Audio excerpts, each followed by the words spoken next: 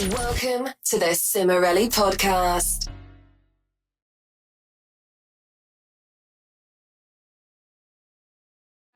So the first thing that helped me was this mindset shift of, okay, I want to increase the amount in my bank account every month. I want to have more than I had the month before, unless there's a huge expense. So if I have $100 next month, I want to have 150 or whatever it is.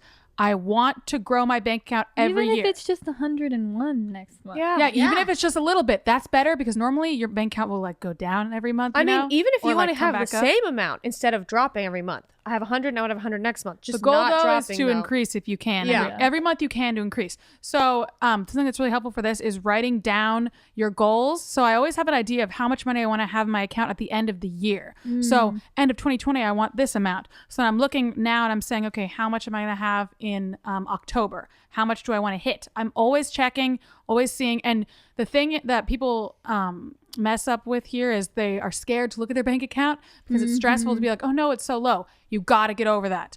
You have the rest of your life to deal with money. So if you're going to ignore it, like when are you going to stop ignoring it? When's the point where you're like, I have to stop ignoring it? This is just a normal part of your life, like brushing your teeth.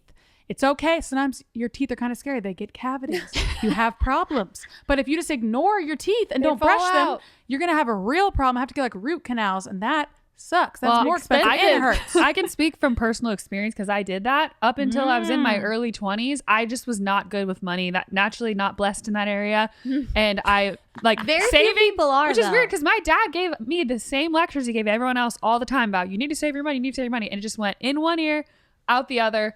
And I made lots of extra money through babysitting or random jobs that I did. You worked a lot. I worked many hours, but I just spent all of it. Like I had that mindset. If I have the money, I can spend the money. And it wasn't until, and I know I've told this story before, like I think I mentioned it in our book, but I had an emergency of like, I had to get an oral surgery and most of it wasn't covered by insurance. So I had to pay for it and I didn't have all the money saved for it. I only had part of it saved. So for the first time in my life, I was in debt, and I remember crying when I got the bill. I was so stressed out, and it just like, it was a big fat slap in the face from life. Like, this is why people tell you that you need to have money saved, because when you don't, it's so stressful. And I literally felt like I felt like the world was ending. So I would say the first step, first of all, if you don't get slapped in the face with life, hopefully you can do this before that happens, is to first of all, make a budget and get inspired. This is what helped me the most. So I read most of one of Dave Ramsey's books, and he had this really simple, easy chart for how to make a budget. And that was the first step for me, because like you said, I used to do that. I don't want to look at my bank account because it's stressful. Yeah. So I would just spend in my credit card. And I wasn't in credit card debt miraculously, but I would just be like, oh, whoops, I spent a lot last month. Well, that was bad. So it was like, I was always like looking retrospectively and then being like, okay, I'll try again. I'll try better next month. And then I might kind of vaguely try. But the thing is, if you don't know, you're going to spend more than you have. If you, like Dave Ramsey says, like, if you don't give every dollar like a purpose, then it's not going to go where you want it to. So like, there has to be like, okay, I have this much income coming in. It's such a simple, but like incredible life-changing principle. I have this much coming in. These are my expenses, my fixed expenses. This is the small, large or medium amount that I have left. I'm either going to use that to pay off debt. I'm going to put it in my savings. I'm going to have this much for fun. And then the other thing I would say is get inspired. Like when you're first doing this, it's scary. You feel like a pioneer. Maybe your friends aren't doing it too. Maybe your family never did it. Yeah, you need to get inspired. I was watching YouTube videos all the time about not just budgeting, but like people that were excited about minimalism or like saving money that's or a good point. cooking meals that were cheaper. Like I would just find creative ways. If I had to buy someone a gift, I'd be like, okay, do I have anything that I can make like in my craft box, or like, oh, I have a gift card. Maybe I could use that. Like if I didn't have the money for it because I didn't put it in my budget, I would think of a way to make something or even do something thoughtful, like make them a plate of cookies. Like it's cool how budgeting makes you get super creative in ways that you never would if you didn't. And I actually think it's a really positive thing, even though it's scary at first. It's a really fun and there's just a really, I'm just saying this because I want to inspire you guys. Like it's refreshing to learn and to feel like it makes you feel safe to like look at your money and know what's going on with it. Yeah, because you can either be empowered and run your bank account, or it can run you. Yeah. Yeah. That's true. But here's the thing. So you spend all this inspired time making this great budget. Cool. But do you actually look at it? Because that's Major all key. that Major I key. have done is I'm like, oh yeah, I'm gonna make this budget. Yeah. And then I don't ignore it. I don't look at it after that. I don't listen. I delete, report, block it. So it doesn't work if Don't you do report that. your budget. Yeah, you can't just make the budget and then be like, okay, I'm good, and then keep spending exactly how you did. You have Yeah. to follow your plan. So the way to do that is either a weekly or a monthly check-in. Weekly. I recommend weekly. Weekly is Daily. definitely easier.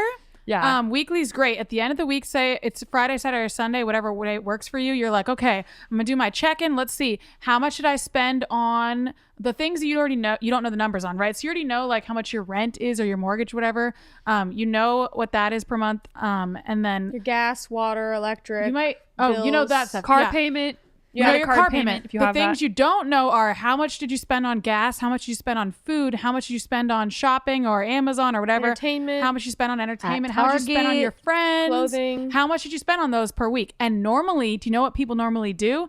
The human brain tends to what's the word I'm looking for? They Be tend to optimistic? I don't know what the word. Underestimate. Underestimate how much they spent and overestimate how much is in their bank account. That is so true. Sucks, but that's what the human brain tends to do. So you tend to be like, oh, I think I spent $100 this week. And I think I have $500 left, but you spent $500. You have 100 left. And you have Okay, 100 I will left. say the easiest hack for how to actually track this is go on YouTube and search Jordan Page. She has a thing called Fun, Cheap, or Free. Love her And she has channel. this awesome thing called the envelope principle, where you get an envelope and you write down on the back of the envelope what your budget is for that month for all these daily purchases like food, gas, household items, and you put the receipts inside of the envelope and you write it. Is so easy, and like, so go look that up Watch if you're the like, video. okay, I want a budget but I have no idea how to start. Like, Wait, that is an what happens? amazing. You put the receipts in the envelope. You and put the then- receipts in the envelope, and at you the write end of the down what year, you spent on the and you write and you track, like you write minus this much for groceries, and so you can look every time you go to the grocery store. You're like, okay, this is how much I spent last week. This is how much I have left for the month. So you're tracking every single expense week by week, so that you can actually put your budget into practice and not ignore it all month. Actually, I feel like I might do that. I need to get my budget so a little more awesome. in check recently. It's gone a Same. little out of control, so I got to bring it back in a little more.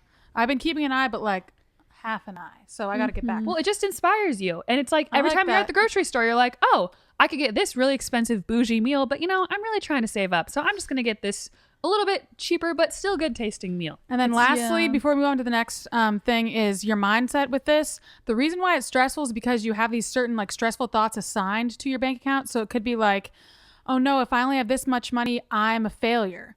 If I only have this, I'm helpless. If I'm not able to spend, like if I look and I only have this much money and I can't buy, I can't go shopping, then it's going to be trapped. boring. I'm trapped. I I'm a don't want to prisoner. look. I'll just not look so I don't feel trapped. Instead, work on figuring out like what those thoughts are when you look at your bank account and talk yourself through them. Like, no, you're not a failure. You're not trapped. You're not stuck. We need to be creative here. Maybe I need to do some odd jobs this month and make some more money. There's so many apps. Like there's like, what is it? Wag, dog walking. Dog walk. grocery, So many stuff. There's so many cool like random odd jobs you can get now and just add those in if you need to. I've done that before. I'm like, I need to make some more money. What could I do? I need to be creative, right? Or I need to be creative about how I'm spending. Maybe I need to do cheaper meals this month. And there's a lot of amazing meals that are really, really, really like dirt cheap that are still great.